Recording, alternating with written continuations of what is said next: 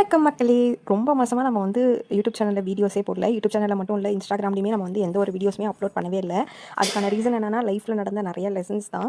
எனக்கு வந்து ஒரு February லாஸ்ட் கிட்ட வந்து எனக்கு கொஞ்சம் கை வந்து ஃப்ராக்சர் ஆகிடுச்சு. அதனால கொஞ்சம் நாளைக்கு எந்த வீடியோமே எடுக்க முடியாதுன்றதுனால கொஞ்சம் பிரேக் எடுத்துக்கலாம் அப்படின்னு சொல்லிட்டு நினச்சேன்.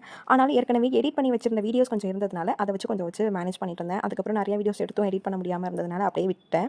கொஞ்ச நாள் கழிச்சு சரி வீடியோ போடலாம் அப்படின்னு சொல்லிட்டு நினைக்கும் போது அடிப்பட்ட இடத்துல திரும்பி அடிப்பட்டுன்னு சொல்லுவாங்கல்ல, அதே விஷயம் தான் நடந்துச்சு.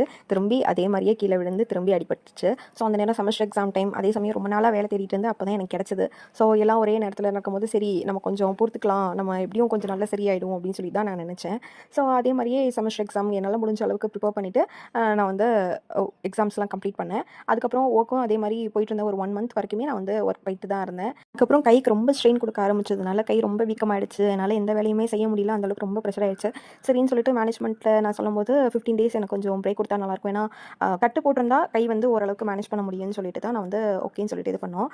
இங்கேருந்து அங்கே போகிறதுக்கு கொஞ்சம் கிராமத்து சைடில் தான் போய் முன்னாடி கட்டு போட்டுட்டு வந்திருந்தோம். அது ரொம்ப முடியாததுனால இங்கே பக்கத்தில் இருக்கிற கிளினிக்கில் போயிட்டு கொஞ்சம் எக்ஸ்ரே மட்டும் எடுக்க சொன்னாங்க. சரின்னு எக்ஸ்ரே எடுத்துகிட்டு மாவுக்கட்டு போகணுன்னு சொன்னதுனால நான் ஒர்க் பண்ண இடத்துல போயிட்டு நான் சொன்னேன், எனக்கு இந்த மாதிரி ஒரு இஷ்யூன்னு சொல்லியிருக்காங்க, மாவுக்கட்டு போட்டே ஆகணும்னு சொல்லியிருக்காங்க, இப்போ நான் என்ன பண்ணுறது அப்படின்னு சொல்லிட்டு கேட்கும்போது, நீங்கள் 1 இயர் பிரேக் எடுத்துக்கோங்க அப்படின்ட்டாங்க. 15 டேஸ் கட்டு போகிறதுக்கு 1 இயர் பிரேக்கா அப்படின்ற மாதிரி ஆயிடுச்சு. சரி, இப்போ ஒரு எஜுகேஷன் சம்மந்தமாக ஒரு ஸ்கூலில் நம்ம ஒர்க் பண்ணுறோம் அப்படின்றப்போ வேறு வழியில் ஸ்டூடெண்ட்ஸோட நல்லதுக்காக பார்க்குறாங்க அப்படின்னா நினச்சேன். ஆனால் என்னால் 15 டேஸ்க்கு அப்படியா அப்படின்னு சொல்லிட்டு என்னால் அக்செப்டே பண்ணிக்க முடியல. சரி நான் என்ன யோசிச்சேன், சரி நான் கட்டு போட்டிருந்தாலும் நான் ஸ்கூலுக்கு வரேன் அப்படின்னு சொல்லி தான் சொன்னேன். அவங்க அதுக்கு ஓகே அப்படின்ற மாதிரி சொன்னாங்க. பட் கரெக்டாக ஒரு விஷயன்ற மாதிரி சொல்லலை.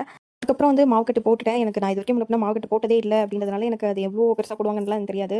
ஸோ ரொம்ப பெருசாக போட்டதுனால நார்மலாக என்னை விட டபுள் சைஸ் இருக்கிற ட்ரெஸ்ஸஸ் தான் வியர் பண்ணுற முடியிற அளவுக்கு இருந்தேன். அதை போட்டு நம்ம ஸ்கூலுக்கு சாரி கட்டிட்டு போக முடியாதுன்றதுனால நான் வந்து பிரேக் 15 டேஸ் லீவ் எடுத்துக்கிறேன் அப்படின்னு சொல்லிட்டு லெட்டர்லேருந்து 50 டேஸ் லீவ் எடுத்துக்கிறேன் அப்படின்னு சொல்லி தான் எழுதி கொடுத்துட்டு வந்தேன்.